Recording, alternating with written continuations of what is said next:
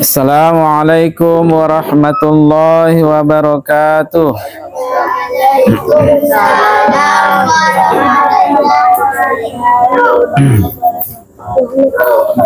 Innal hamdalillah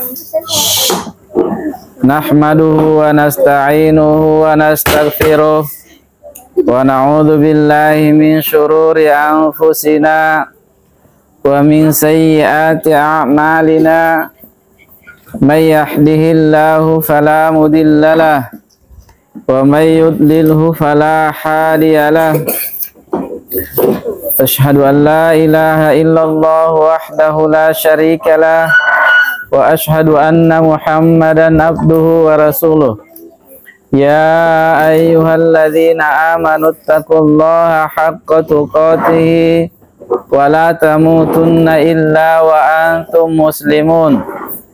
Ya ayyuhalladzina amanu taqullaha wa qulu qawlan sadida yuslih lakum a'malakum wa yaghfir lakum dhunubakum wa may yuti'illaha wa rasulahu faqad faza fawzan 'azima. Amma ba'd. Fa inna asdaqal hadithi kitabullah wa khairal hadi Muhammadin sallallahu alaihi wasallam wa syarral umuri muhdatsatuha fa inna kulla muhdatsatin bid'ah wa kulla bid'atin dhalalah wa kulla dhalalatin finnar.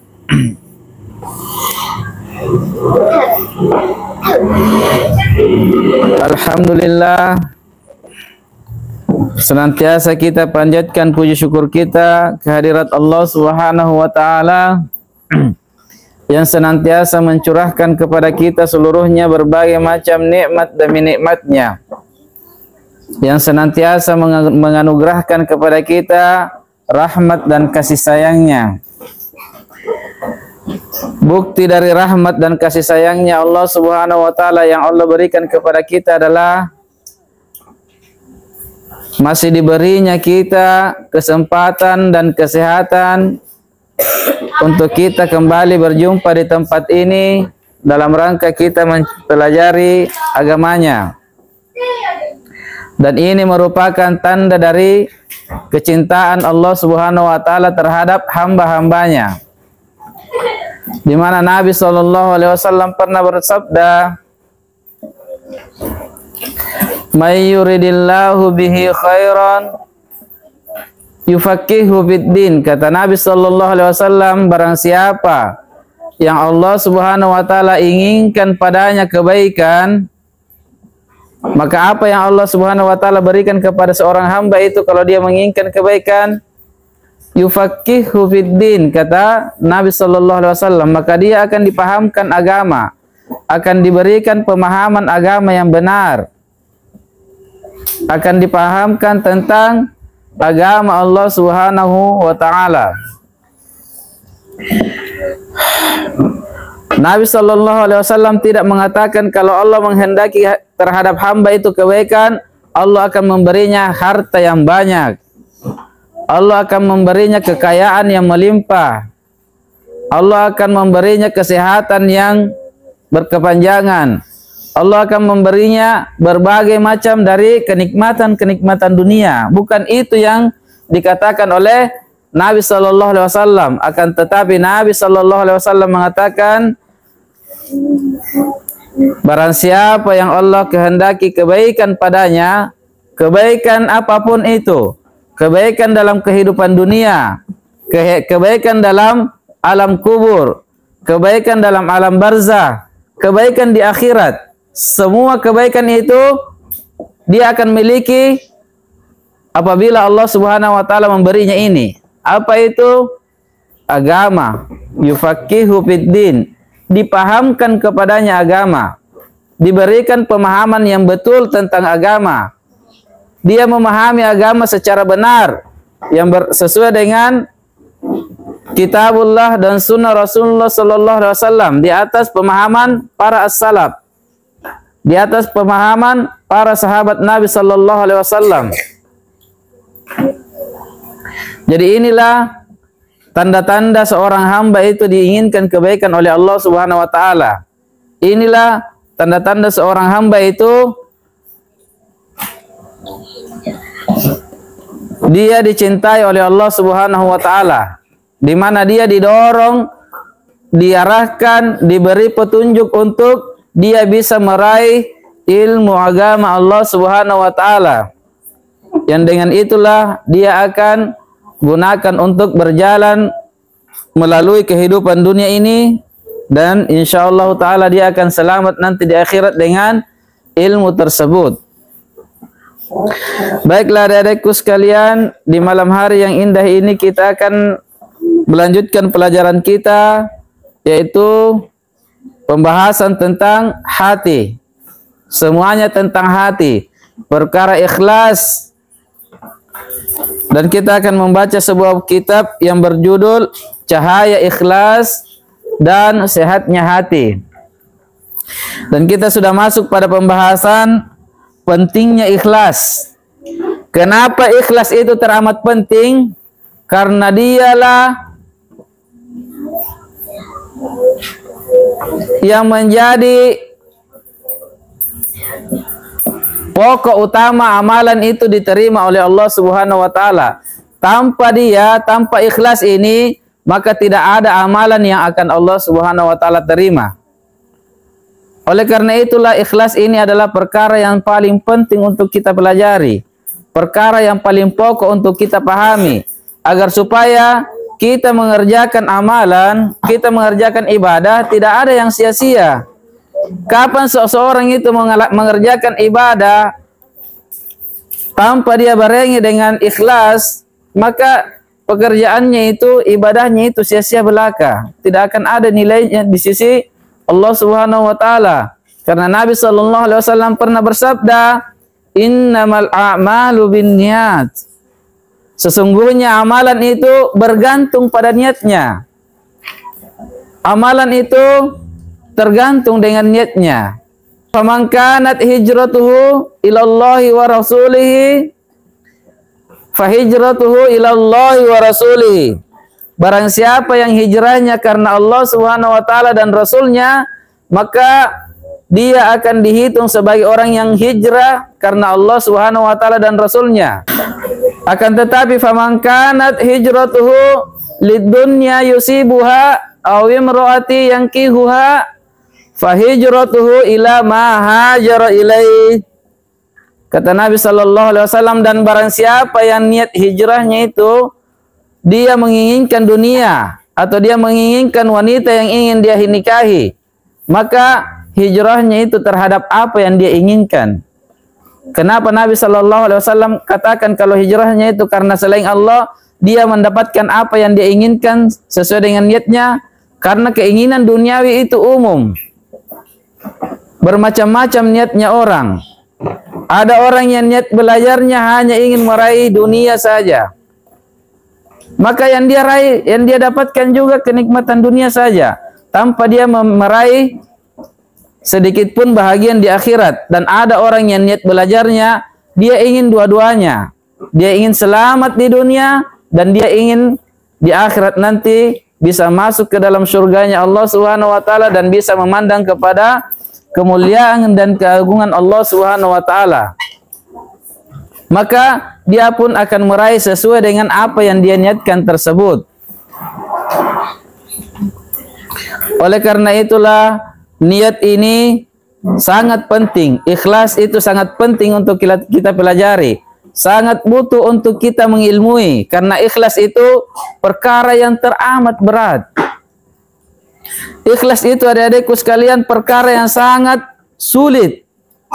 Sangat berat untuk kita wujudkan.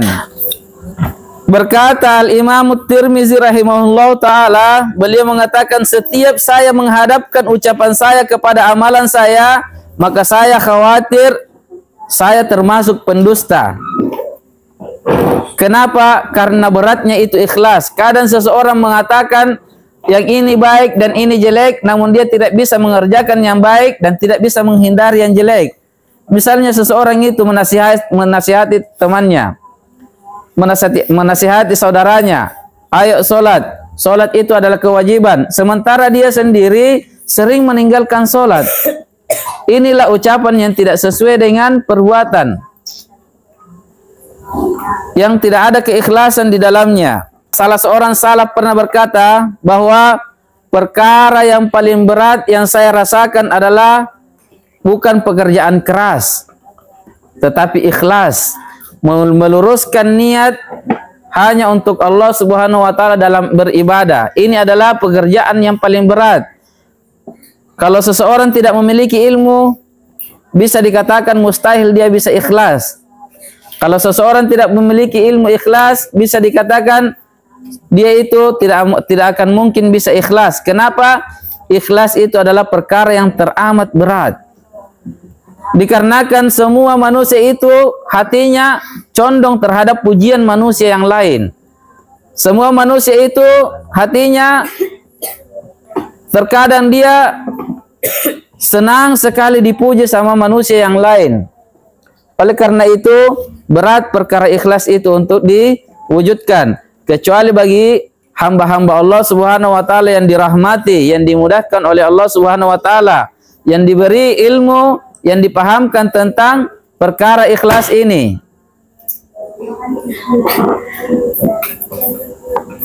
Jadi ikhlas ini adalah perkara yang amat penting untuk kita ketahui, kita pahami.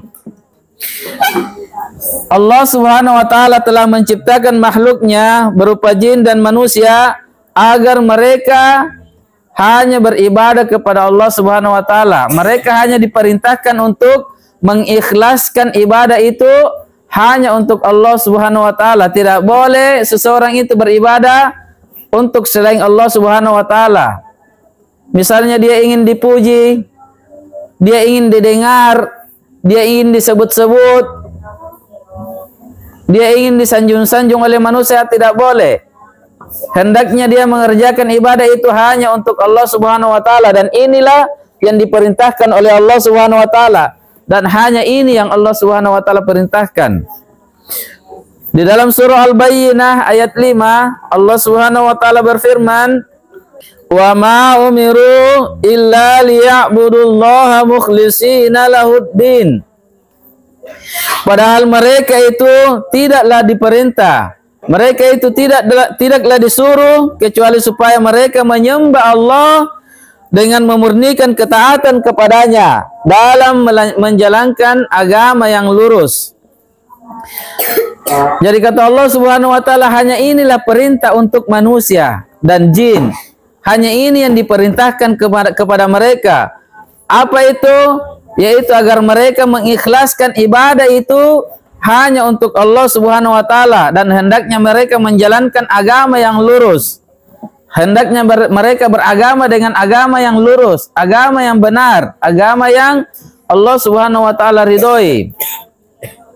Bagaimana, apa maksud ayat Allah Subhanahu wa taala ini? Hendaknya mereka memurnikan ketaatannya kepada Allah Subhanahu wa taala dalam menjalankan agama yang lurus. Apa maksudnya agama yang lurus? Yaitu hendaknya kita betul-betul berlapang dada masuk ke dalam agama Allah Subhanahu wa taala secara kafah. Hendaknya kita betul-betul jangan setengah-setengah beragama. Betul-betul kita masuk ke dalam agama Allah Subhanahu wa taala secara keseluruhan. Jangan kalau di tempat mengaji kita pakai jilbab, namun di luar tempat mengaji buka jilbab. Ini namanya orang setengah-setengah dalam beragama. Dia belum masuk ke dalam agama Allah Subhanahu wa taala secara menyeluruh. Jangan kalau kita di tempat mengaji kita rajin sholat, namun di luar tempat mengaji tidak sholat. Ini orang yang namanya orang yang setengah-setengah dalam beragama. Belum masuk ke dalam agama secara kafah. Hendaknya kita tunaikan segala apa yang dituntunkan oleh agama kita. Hendaknya kita sempurnakan seluruh kewajiban-kewajiban yang Allah Subhanahu wa taala perintahkan kepada kita. Kemudian di dalam surah Az-Zumar ayat 2 sampai 3 Allah Subhanahu wa taala berfirman, "Inna anzalna ilaikal kitab bil haqq fa'budillaha mukhlishan lahuddin ala lillahi dinul khalis." Allah Subhanahu wa taala katakan, sesungguhnya kami telah menurunkan kepadamu wahai Muhammad sallallahu alaihi wasallam yaitu Alkitab, yaitu Al-Qur'an. Kami telah menurunkan kepadamu Al-Qur'an bil haqq, dengan membawa kebenaran. Maka sembahlah Allah dengan memurnikan ketaatan kepadanya. Ala lillahi dinul khalis. Ketahuilah bahwa hanya milik Allah agama yang bersih dari syirik, agama yang tidak ada pencampuran di dalamnya. Apa maksud Allah Subhanahu wa taala dalam ayat tersebut? Beliau mengatakan, Allah Subhanahu wa taala mengatakan, Allah yang menurunkan Al-Qur'an ini. Allah telah menurunkan Al-Qur'an ini. Kepada siapa Allah turunkan Al-Qur'an? Kepada siapa Allah turunkan Al-Qur'an? Yaitu kepada hamba-hambanya, kepada manusia dan jin. Untuk apa Allah turunkan Al-Qur'an? Allah katakan, kami turunkan kepada kalian Al-Qur'an bil haq, dengan membawa kebenaran. Untuk apa Allah turunkan? Untuk ditaati, untuk diikuti, karena Al-Qur'an ini membawa kebenaran, bukan kebatilan yang dibawa. Apa yang harus kita ikuti? Perkara apa yang harus kita ikuti? Perkara yang benar, bukan perkara yang batil, bukan perkara yang sia-sia, bukan perkara yang tidak ada jaminan kebenarannya. Tetapi Allah Subhanahu wa taala, adik-adikku sekalian, menurunkan Al-Qur'an ini kepada kita bil haq, dengan membawa kebenaran. Artinya wajib untuk kita ikuti Al-Qur'an ini, karena Al-Qur'an ini yang dibawakan adalah sebuah kebenaran.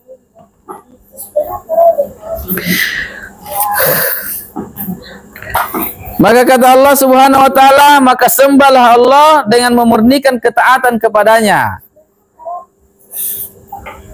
Perintah lagi untuk memurnikan ketaatan kepada Allah Subhanahu wa taala. Jadi banyak sekali ayat dalam Al-Qur'an itu yang menunjukkan bahwa betul-betul Allah Subhanahu wa taala memerintahkan kita untuk memurnikan ibadah kita kepada Allah Subhanahu wa taala. Tidak boleh menyekutukannya, tidak boleh berbuat riya, tidak boleh berbuat sum'ah dalam beribadah kepada Allah Subhanahu wa taala. Ala lillahi dinul khalis. Ketahuilah bahwa hanyalah milik Allah Subhanahu wa taala agama yang bersih dari syirik, agama yang tidak ada penyekutuan di dalamnya.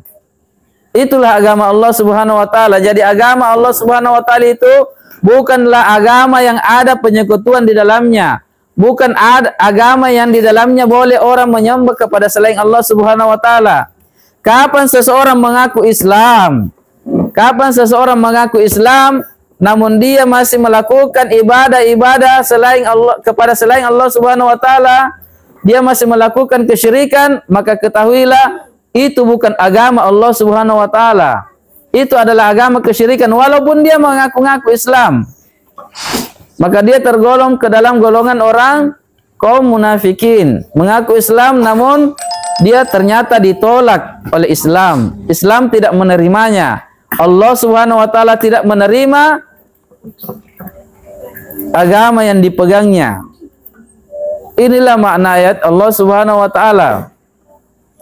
Jadi Allah Subhanahu wa taala itu memiliki agama yang bersih dari syirik, yang tidak ada penyekutuan di dalamnya, yang seseorang itu dilarang mengerjakan ibadah kepadanya kalau dia memiliki maksud-maksud yang lain, tendensi-tendensi yang lain selain dari tujuan untuk mengharapkan ridho Allah Subhanahu wa taala.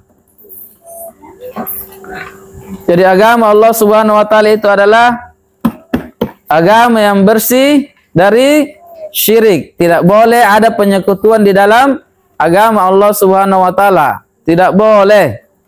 Kapan seseorang menyekutukan Allah Subhanahu wa taala dengan sesuatu apapun, maka dia telah dinyatakan keluar dari agama Allah Subhanahu wa taala, karena agama Allah bukanlah agama penyekutuan. Agama Allah agama yang bersih dari perbuatan syirik. Agama Allah agama yang bersih dari segala macam bentuk kesyirikan, baik syirik kecil maupun syirik besar. Dan syirik kecil itu contohnya seperti riya, sum'ah, mengharapkan dunia dari amalannya. Ini semua contoh-contoh dari syirik kecil.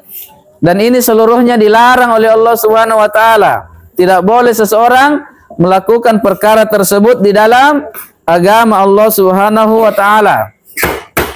Fokus lagi. Fokus. Sini. Jangan biarkan ada ilmu yang lewat. Kalau mau Allah Subhanahu wa taala inginkan kita kebaikan. Kemudian Allah Subhanahu wa taala berfirman di dalam surah Al-An'am ayat 162 sampai 163. Allah Subhanahu wa taala berfirman, "Qul inna salati wa nusuki wa mahyaya wa mamati lillahi rabbil alamin. La syarika lahu wa bidzalika umirtu wa ana awwalul muslimin." Allah Subhanahu wa taala berfirman, katakanlah sesungguhnya salatku, ibadahku, hidupku dan matiku hanya untuk Allah.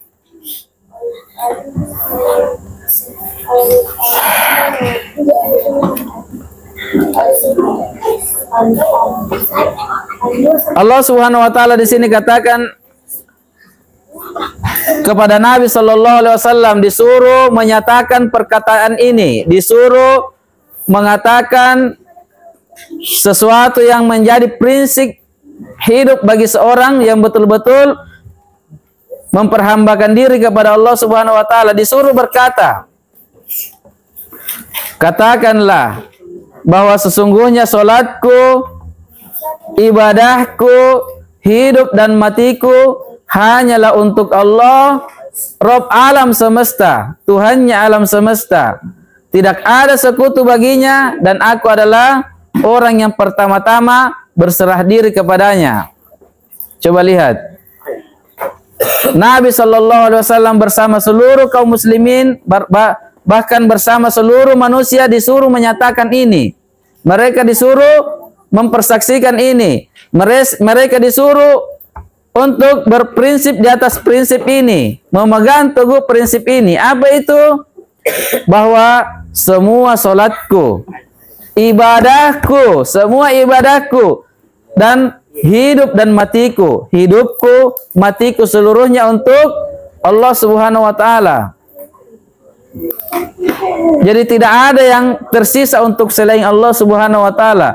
Hendaknya semuanya itu kita serahkan hanya kepada Allah Subhanahu wa taala. Tidak boleh ada sesuatu pun dari perkara ini yang kita serahkan kepada selain Allah Subhanahu wa taala. Tidak boleh kita salat kepada selain Allah Subhanahu wa taala. Salat hanya karena ingin dilihat oleh manusia.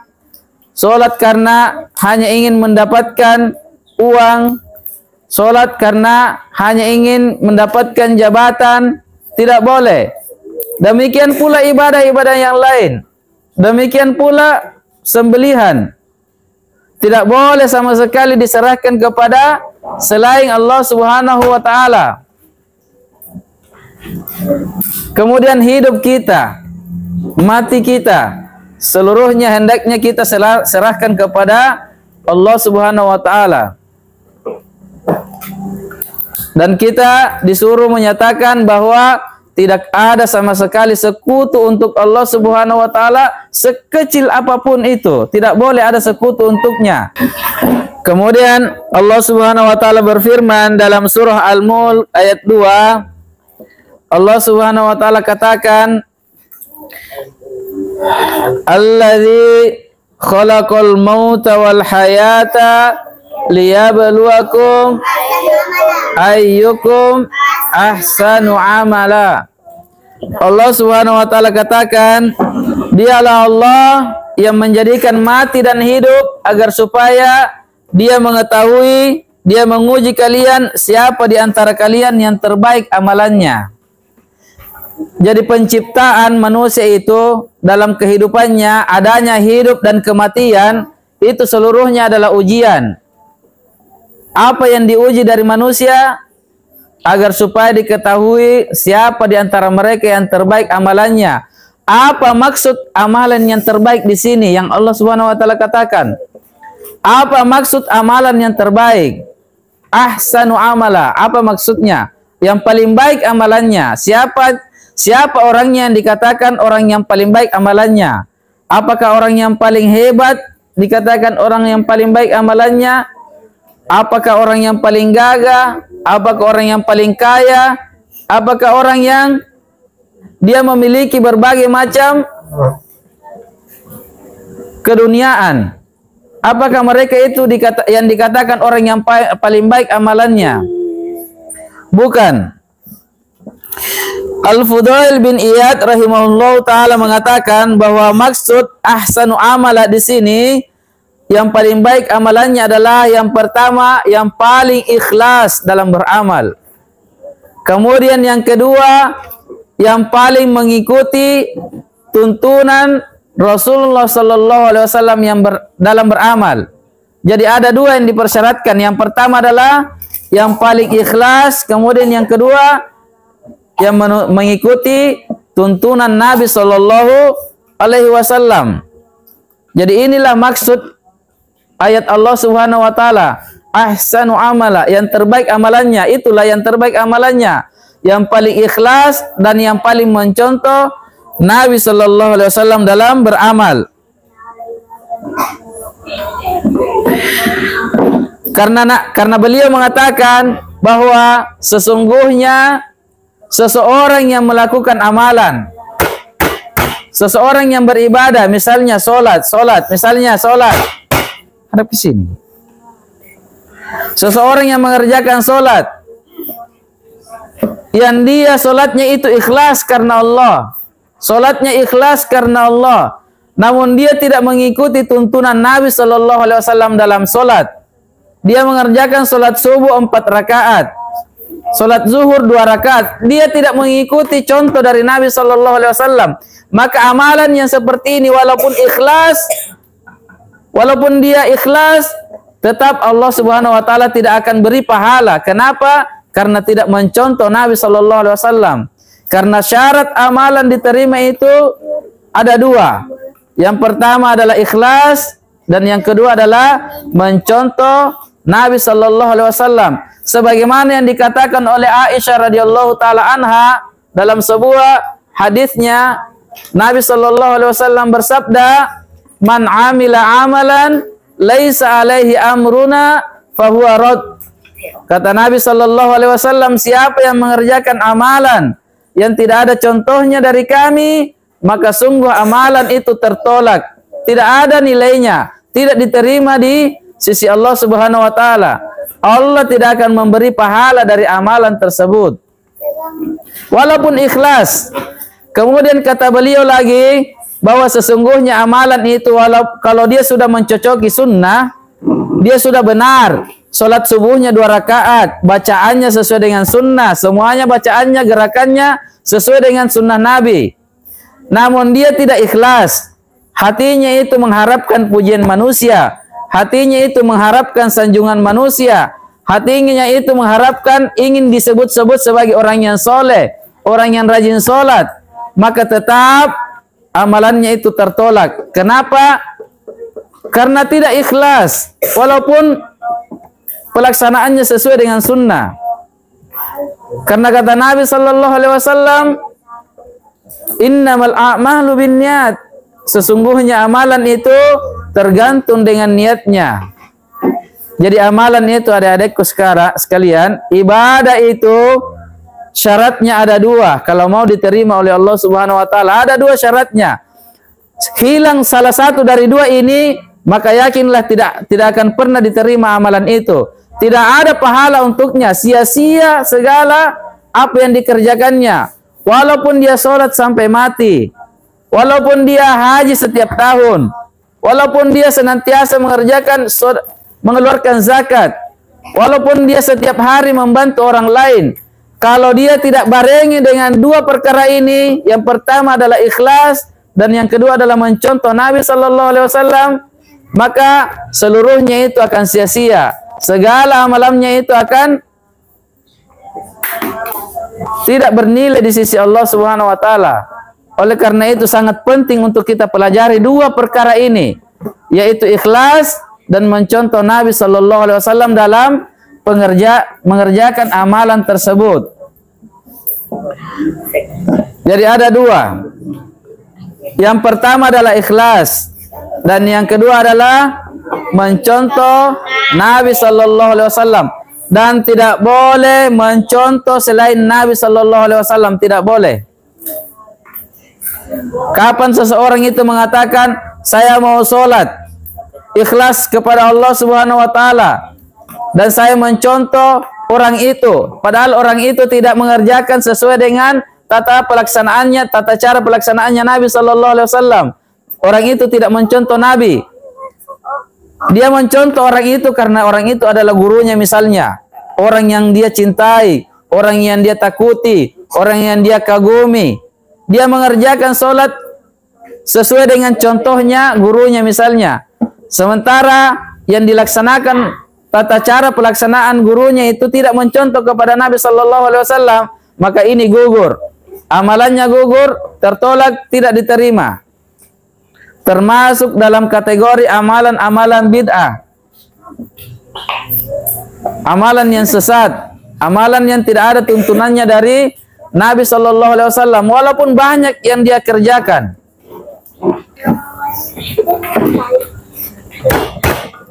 Maka dari itu adik-adikku sekalian, pahami dua perkara ini. Kalau kita bisa berjalan di atas dua rel ini, di atas dua jalan ini, maka kita adalah orang yang paling santai jalannya, namun orang yang paling duluan sampai di finish. Kalau diibaratkan orang melakukan lomba ya, berlomba lari. Kan di sini Allah Subhanahu Wa Taala katakan, agar Allah melihat siapa yang paling baik, siapa di antara kalian yang terbaik amalannya, berarti berlomba. Kalau begitu, kita disuruh berlomba. Siapa yang terbaik amalannya? Maka cukup kita berjalan di atas dua rel ini. Kita mengerjakan ibadah ikhlas kepada Allah, kemudian yang kedua sesuai dengan tuntunan Nabi. Maka kita akan menjadi orang yang paling duluan sampai di finish, mengalahkan semua orang yang paling cepat larinya, mengalahkan semua orang yang paling jago larinya, bahkan pesawat pun kalah larinya. Kalau kita berjalan di atas dua rel ini, walaupun sangat santai. Misalnya kita santai, sholat subuh 2 rakaat saja, tidak usah ditambah-tambah. Sholat zuhur 4 rakaat saja, tidak usah dikasih cukup 10. Sholat asar 4 rakaat, maghrib 3 rakaat, isya 4 rakaat, tidak usah ditambah-tambah. Dan kita kerjakan dengan ikhlas di atas tuntunan Nabi Sallallahu Alaihi Wasallam, maka kitalah orang yang paling benar di sisi Allah Subhanahu Wa Taala. Kitalah orang yang paling duluan sampai pada finishnya. Kenapa? Karena kita berjalan di atas jalan yang benar, bukan jalan yang bengkok, bukan jalan yang sesat. Kalau ada orang yang mau buru-buru, karena ini adalah sebuah perlombaan,